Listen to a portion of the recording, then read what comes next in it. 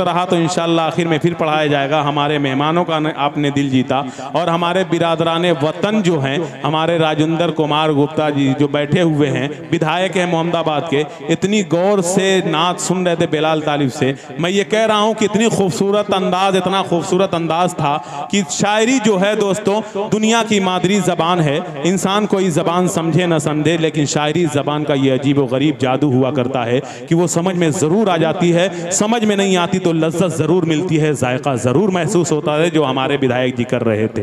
हज़रात गिरामी, अब आइए मैं बिला तमहीद मैं अपने महबूब नेता आपके दयार के जनाब राजेंद्र कुमार जी से मैं बड़े अदब के साथ गुजारिश कर रहा हूँ। कमेटी का ये हुक्म है और अनवार साहब ने भी मुझे हुक्म दिया है कि वो माइक पर आएँ और अपने तासुरात पेश करें। 2 मिनट के लिए माइक पर तशरीफ़ लाएँ।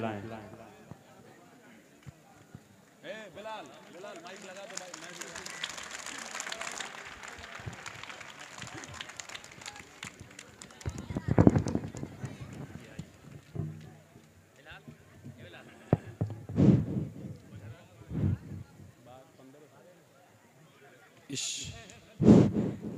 मुशायरे में आए हुए सभी हजरात का मैं तहे दिल से शुक्रिया अदा करता हूं और मुशायरे को अंजाम देने के लिए दूर दूर से आए हुए हमारे शायर और आयोजकगण, मैं आपका बहुत बहुत शुक्रिया अदा करता हूं कि आप लोग अपना कीमती समय निकाल करके यहाँ के लोगों को इस माहौल में रंगने के लिए आपने समय निकाला।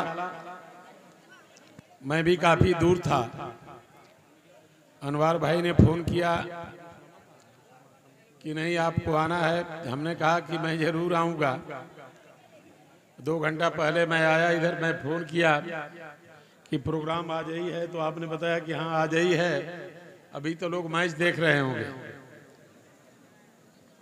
तो मैं भी अब उस कहना तो शोभा नहीं देता है जी, वो व्हाट्सएप पर आ रहा था, जब इंडिया हार रही थी तो उस पर आ रहा था कि कोई मनहूस आदमी लगता है इसमें आकर बैठ गया।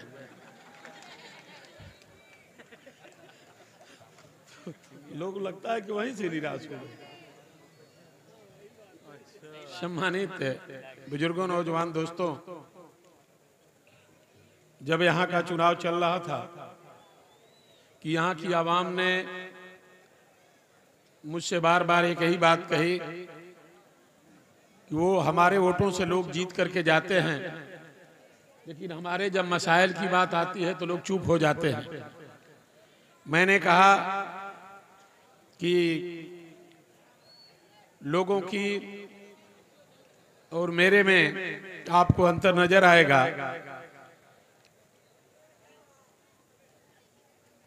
जैसा आपकी शिकायत है, ये शिकायत का मौका नहीं मिलेगा।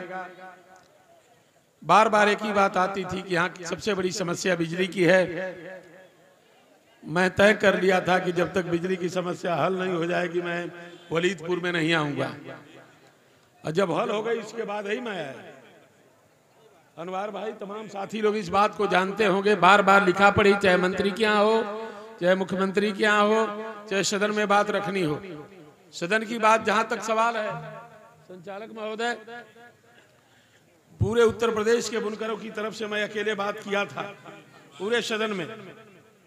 बुनकर भी लीडर थे, तमाम मुस्लिम लीडरान थे, अन्य भी लीडरान थे जो आपकी ताकत से सदन में पहुंचे थे। किसी ने आपके मसाइल पर बात नहीं रखी, लेकिन जब सरकार ने कहा कि हम जो किसान हैं, किसानों के ट्यूबवेल की बिल को माफ करते हैं, तो मैंने कहा कि महोदय, अगर किसानों ने इस देश को सजाने का काम किया है तो इस देश के बुनकरों ने भी इस देश के लोगों के तन ढकने का काम किया है। अगर किसानों ने देश की जनता की भूख को मिटाने का काम किया है तो इस देश के बुनकरों ने इस देश के लोगों के तन ढकने का काम किया है। अगर उनकी बिजली बिल माफ हो रही है तो इनको भी फ्लैट रेट पर बिजली दी जानी चाहिए। बहुत सारी बातें मैंने कहा, वो सोशल मीडिया पर आज भी है और उस समय भी बातें आई, सदन के अंदर ये बातें रखी गई। और जब भी मेरी कई बात आती है तो मैं खुल करके आपकी बात कहता हूं। एक बार शायर महोदय लोग और यहाँ बहुत बुद्धिजीवी लोग बैठे हैं, बार बार आप लोग हर बात में हिंदुस्तान हिंदुस्तान चिल्लाते हैं। लगता है कि डायरेक्ट एंड इनडायरेक्ट में उन मनहूसों का ही काम हम कर जाते हैं, डायरेक्ट इनडायरेक्ट में हम उनका ही काम कर जाते हैं। जब हमारे देश का आईन कहता है कि ये भारत है तो हम क्यों हिंदुस्तान हिंदुस्तान चिल्लाते हैं? और उस हिंदुस्तान में हम जिस कौम के आते हैं, हमको तो कभी बड़े हम दुर्भाग्यशाली हैं कि न हिंदू हिंदू समझता है, न मुसलमान मुसलमान समझता है। हम तो बड़े बीच में फंसे हैं। हम तो कहते हैं कि भाई इंसान समझने में सारी समस्या का हल हो जाएगा। छोड़ो हिंदुस्तान की बात, भारत की बात हम लोग करें। हम भारत देश में रहते हैं, हमारा आईन बताता है कि हम भारत में रहते हैं। तो गीत की लाइनें बने तो उस अंदाज में बने। मैं आपका बहुत समय लिया।